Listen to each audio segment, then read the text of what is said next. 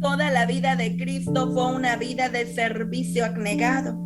La lección de cada uno de sus actos enseñaba que había venido no para ser servido, sino para servir. Pero los discípulos no habían aprendido todavía la lección. En esta que sería la última cena de Pascua, Jesús repetiría su enseñanza mediante una ilustración que quedaría grabada en la mente y en el corazón de sus discípulos.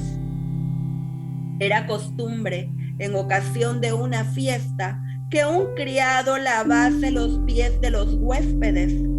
En esa ocasión se habían hecho preparativos para ese servicio.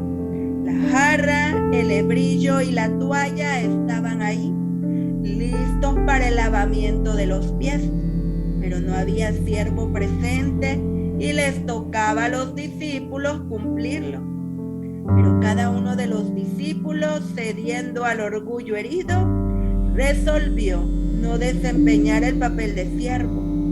Todos manifestaban una despreocupación, al parecer inconscientes de que les tocaba hacer algo. Por su silencio se negaban a humillarse. ¿Cómo iba Cristo a llevar a esas pobres almas donde Satanás no pudiese ganar sobre ellas una victoria decisiva? ¿Cómo podría mostrarles que el mero profesar ser discípulos no los hacía discípulos, ni les aseguraba un lugar en su reino? ¿Cómo podría mostrarles que es el servicio amante y la verdadera humildad lo que constituye la verdadera grandeza? ¿Cómo habría de encender el amor en sus corazones y habitarlos para que entendieran lo que quería explicarles? Los discípulos no hacían ningún ademán de servirse unos a otros. Jesús aguardó un rato para ver lo que iban a hacer. Luego él, el maestro, se levantó de la mesa, poniendo a un lado su manto exterior que habría impedido sus movimientos, tomó una toalla y se ciñó. Con sorprendido interés los discípulos miraron y en silencio esperaban para ver lo que iba a hacer. Luego puso agua en un lebrillo y comenzó a lavar los pies de sus discípulos y a limpiarlos con la toalla con que estaba ceñido.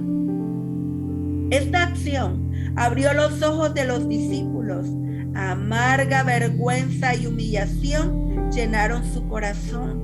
Comprendieron el gran reproche y se vieron desde un punto de vista completamente nuevo.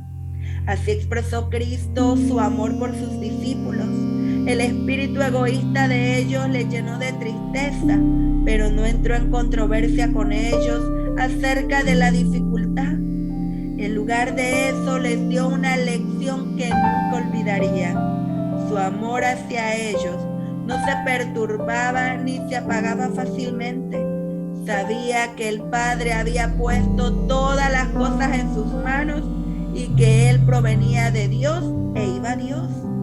Tenía plena conciencia de su divinidad, pero había puesto a un lado su corona y vestiduras reales y había tomado forma de siervo. Uno de los últimos actos de humildad en la tierra fue ceñirse como siervo y cumplir la tarea de un siervo. Mientras los discípulos observaban la acción de Jesús, se sentían muy conmovidos. Cuando llegó el turno de Pedro, este exclamó con asombro: Señor, ¿tú me lavas los pies? La condescendencia de Cristo quebrantó su corazón. Se sintió lleno de vergüenza al pensar que ninguno de los discípulos cumplía este servicio. Lo que yo hago, dijo Jesús, tú no entiendes ahora, mas lo entenderás después. Pedro no podía soportar al ver a su Señor, a quien creía ser hijo de Dios, desempeñar un papel de siervo. Toda su alma se rebelaba contra esta humillación. No comprendía que para esto había venido Cristo al mundo. Con gran énfasis exclamó: no me lavarás los pies jamás. Solemnemente Cristo le dijo a Pedro: si no te lavare, no tendrás parte conmigo. El servicio que Pedro rechazaba era figura de una purificación superior. Cristo había venido para lavar el corazón de la mancha del pecado. Al mirarse y negarse a permitir que Cristo le lavara los pies, Pedro estaba realmente rechazando a su Señor. No es humillante para el Maestro que le dejemos obrar nuestra purificación. La verdadera humildad consiste en recibir con corazón agradecido cualquier provisión hecha en nuestro favor y el prestar servicio para Cristo con fervor. Al oír las palabras: si no te lavaré, no tendrás parte conmigo, Pedro renunció a su orgullo y voluntad propia. No podía soportar el pensamiento de estar separado de Cristo. Había significado la muerte para él. No solamente mis pies, le dijo, más aún las manos y la cabeza. Jesús le respondió: el que está lavado no necesita sino que lave los pies, mas lo demás está todo limpio. Esta palabra significaba más que la limpieza corporal. Cristo estaba hablando todavía de la purificación superior ilustrada por la inferior. El que salía del baño estaba limpio, pero los pies, calzados de sandalias, se cubrían pronto de polvo y volvían a necesitar que se les lavara. Así también Pedro y sus hermanos habían sido lavados en la gran fuente abierta del pecado y de la impureza. Cristo los reconocía como suyos, pero la tentación los había inducido al mal y necesitaban todavía su gracia purificadora. Cuando Jesús se ciñó con una toalla para lavar el polvo de sus pies, deseó por este mismo acto lavar el enajenamiento, los celos y el orgullo de sus corazones. Esto era mucho más importante que lavar sus polvorientos pies. Después que Cristo hubo lavado los pies de los discípulos, se puso la ropa que se había sacado y se sentó de nuevo y les dijo: ¿sabéis lo que os he hecho? Vosotros me llamáis maestro y señor, y lo dicen bien, porque lo soy. Pero si yo, vuestro maestro, he lavado sus pies, vosotros también debéis lavar los pies los unos a los otros.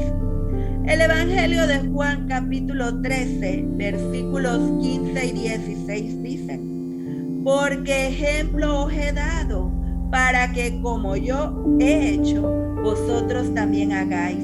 De cierto os digo, el siervo no es mayor que su Señor, ni el enviado es mayor que el que le envió. Te invito a que ores conmigo. Amado Padre, gracias te doy por tu lección de humildad y de servicio. Límpiame, Señor, y purifícame para que pueda yo obrar también con humildad y servicio. En el nombre de Jesús. Amén. Si Jesús a través de su propio ejemplo nos ha dado una lección práctica sobre nuestra manera de comportarnos para con Dios y para con los hombres, sigamos su ejemplo para vivir a plenitud. Dios te bendiga.